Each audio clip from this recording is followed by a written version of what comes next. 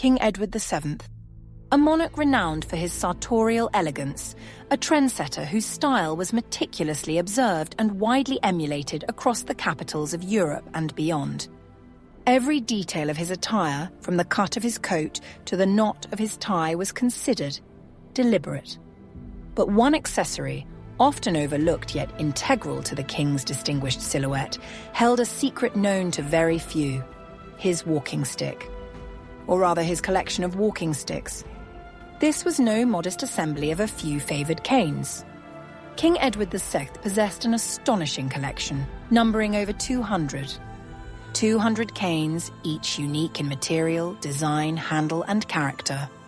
Ivory, malacca, ebony, silver-topped, gold-banded, some perhaps gifts from foreign potentates, others commissioned to his exact specifications. A veritable arsenal of elegance. But the true intrigue, the less-known detail that adds a fascinating layer to this story, lies not just in the sheer size of the collection, but in its meticulous organization.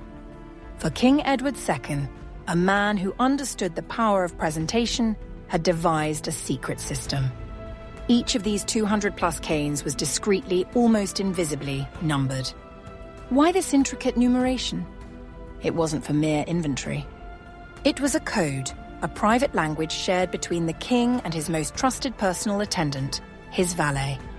This valet, a figure of immense discretion and responsibility, was tasked with ensuring the king was impeccably turned out for every occasion. And the walking stick was a crucial element of that ensemble. The numbered system was the key. Imagine the scene behind the closed doors of the king's private apartments.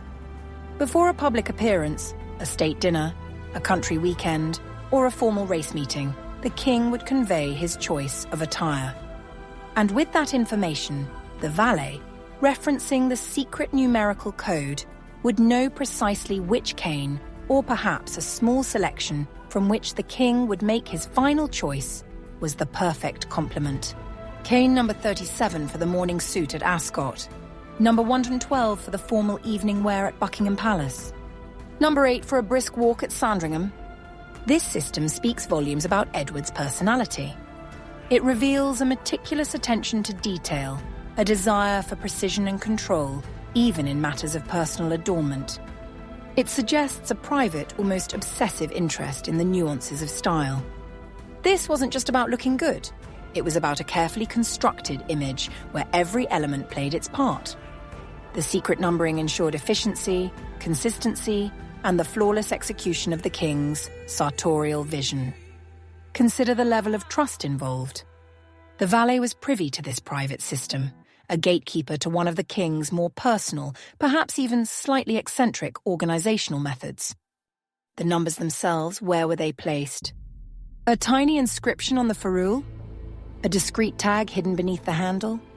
The method had to be subtle enough not to mar the beauty of the cane, yet clear enough for the valet to identify. There's a quiet suspense in this. The public saw a flawlessly dressed king, his walking stick the perfect accent to his attire. They saw effortless elegance.